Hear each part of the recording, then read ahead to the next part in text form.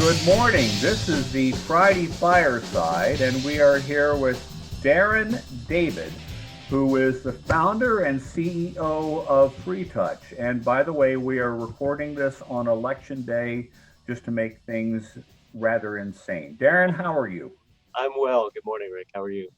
And you told me you're in San Francisco and you voted a couple of weeks ago. Yep, we are done with that.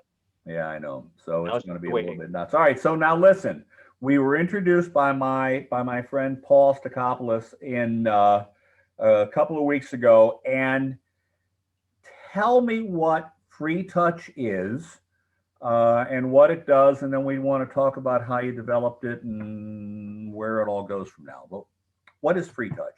Sure. Well, Freetouch is a platform that lets anyone interact with a shared touchscreen or public-facing touchscreen using their smartphone. So obviously, we are in, pandemic times, and when I came into the pandemic, so I'm also the CEO and founder of an interactive agency called Stimulant. Okay. I've been running that for about 15 years. And we basically build large format interactives for museums, attractions, retail scenarios, corporate environments. So these are anything from, big touch screens that one or more people can interact with to sensor-driven interfaces and the like. And so you can imagine when the pandemic hit, all of our clients started calling us and said, hey, what do we do with all of these touch screens that are core to our customer experience, but now they're liabilities? And honestly, we didn't have any good solutions for them. Really, the best solution at the time because there was significant concern about transmission of COVID from touching shared surfaces was, Sure. hey, you should just power these things off. Um, People had asked, well, should we buy gloves for everyone? Well, obviously, PPE is still in short supply and hospitals need them. There was always the question about gestural interfaces, the Minority Report UI, and while those do Yep. exist, they're not an easy retrofit, right? We're talking about millions and millions of touchscreens that have been affected worldwide. And the key word that you used right there, by the way, was retrofit. This is an existing deployment of these touchscreens, and no one wants to go spend the money to replace them all with something that can do Minority Report graphics.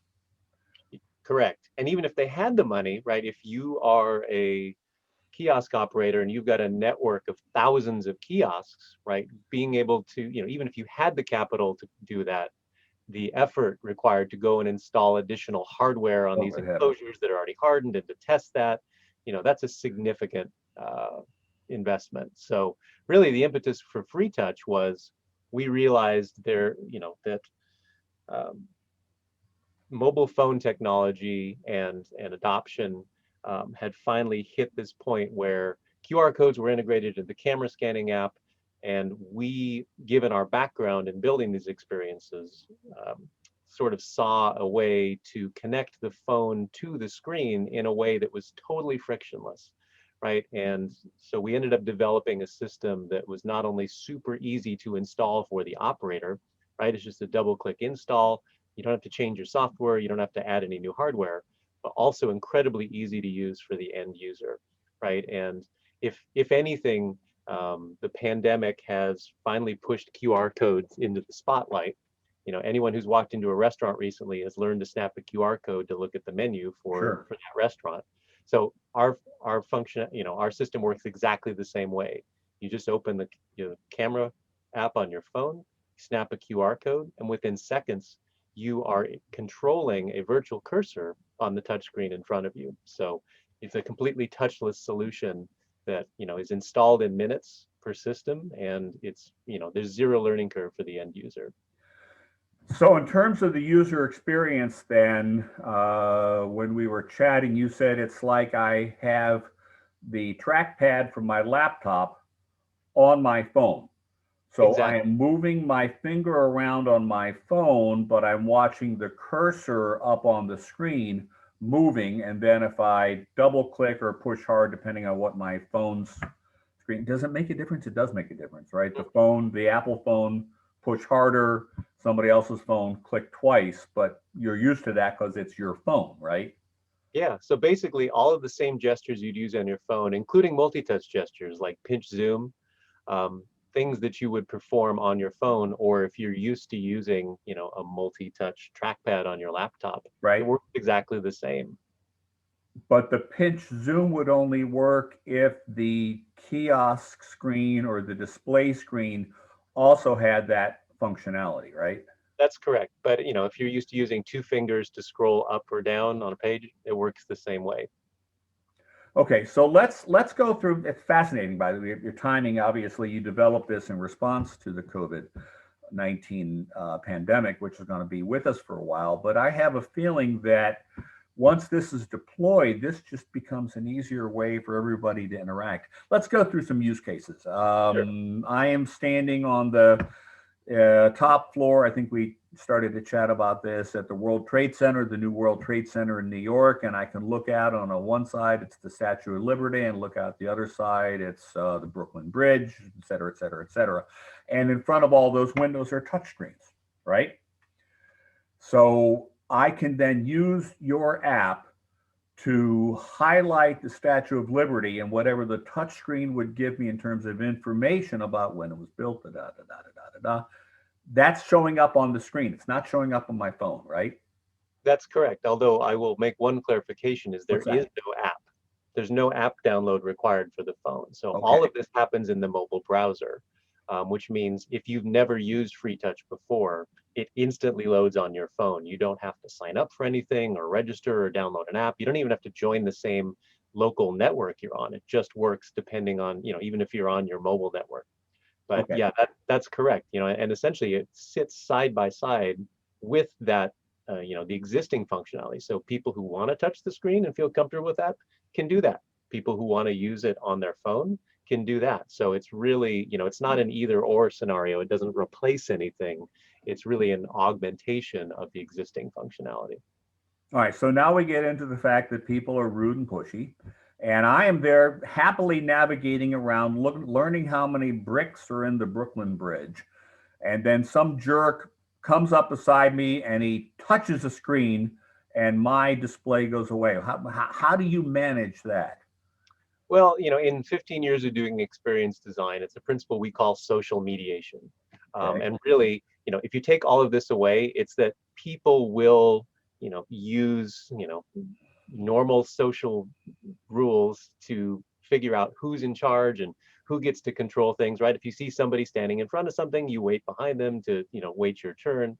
And so, essentially what we did was we just sort of codified and built those rules into our system so that if you are interacting on your phone and you walk away and somebody comes up and touches the screen or snaps that QR code, they then get control, right? You don't get to stand in the back and sort of mess with them. So it's really a matter of transferring control very naturally.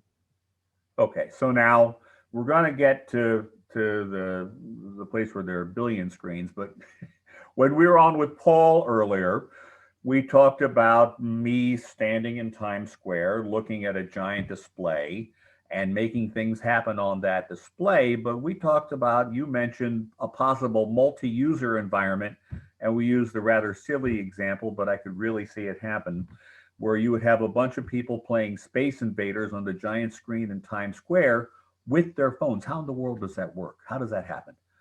Well, that's one of the cool things about Freetouch is while it was invented to handle to solve for shared touchscreens, and provide a touchless interaction option there.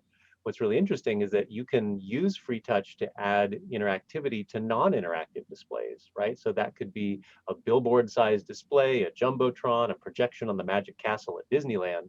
So as long as you can see and snap a QR code, you now have control of that system. You don't even need to be near that screen in order for it to work because it's all being routed through the cloud. We've got a relay network that's hosted on Microsoft Azure that enables your phone to connect with that screen no matter where you are. And we are working on a multi-user version where there could be multiple QR codes. And if you snap the right QR code, you get your own control. You're able to control the system and get your own cursor and so on and so forth. So there's absolutely no reason. We're working on this now for interactive walls, which exist in museums today, and this is a very common use case. In fact, we at Stimulant have deployed many of these, and so we're building it to work in these scenarios. It's a very requested feature, but there's no reason that that can't be just a wall. It could literally be the size of a building. Okay, so talk about something the size of a building. With the enhancement of the quality of cameras on phones now, I can capture a QR code at a much greater distance than I used to. It used to be, if one was on my television screen, I had to literally walk up to the television screen with the phone. Now I can actually do it from the couch. Mm-hmm. My understanding is we're not far away from my being able to pick up a QR code in a football stadium that's appeared on the Jumbotron in the football stadium. Is that right? That's correct. And that's a combination of, it's the size of the code and the quality of the camera and some of the behind the scenes magic. So you might actually have the ability to enable people, again, we're going to be fighting over who controls the screen, but a multi-user environment, we could actually have fun on the Jumbotron in a football stadium, couldn't we? Yeah, no, absolutely. In fact, that's a scenario that we're prototyping right now, which is, you put up one or more QR codes and the first person to connect gets control, right? So it's sort of a mad rush to see who gets there first. It's a little bit of a game, and then, it's kind of like the kiss cam at the stadium, right? It's like, oh, no, you got control. That. Now you're playing the game. So. Okay. So now, there are how many touch screens deployed in the US? We got a sense? I'm going to hazard a guess at millions. Let's put it that way. Probably okay. A safe number. And we know that one of the most common screens is at my local Wegmans supermarket, where I'm scanning my items, and I get to my head of broccoli. And there's no number on the broccoli. I have to go to the screen. I have to touch it, and I have to search BR, and I have to bring it in, and then I have to type in the code. I could actually do all that with my phone now, couldn't I? Yep, absolutely. If that system had Freetouch installed, that would allow you to use your phone instead of having to touch the screen. And all those people at the grocery store who, when I'm done, come up to the screen and wipe it down with disinfectant, that could be eliminated. Absolutely. As well as the risks to me. Yeah. It's interesting. So, most of our customers, are very interested in sort of the proactive scenario of, hey, we're concerned about the safety of our customers. We don't, we're worried about transmission, and so are our customers. So we want to give them a touchless option.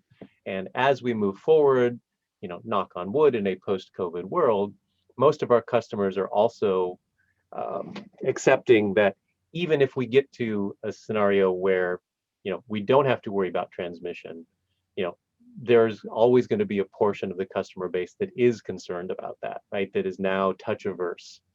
So much in the same way that theaters are willing to offer headphones for the hearing impaired, our customers are saying, you know what, we want to always have an option for those people who don't want to touch our displays. So we want to give them a way to interact touchlessly.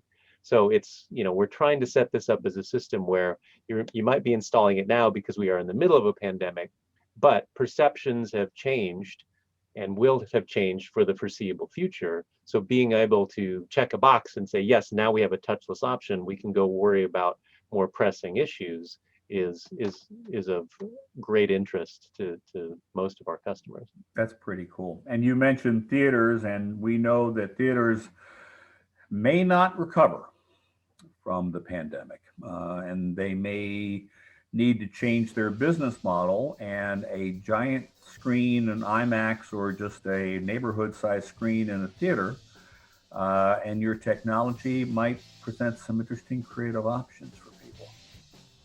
That's pretty wild. Your timing is pretty good, dude. Yeah, well, believe it or not, the company's only been around for 5 months.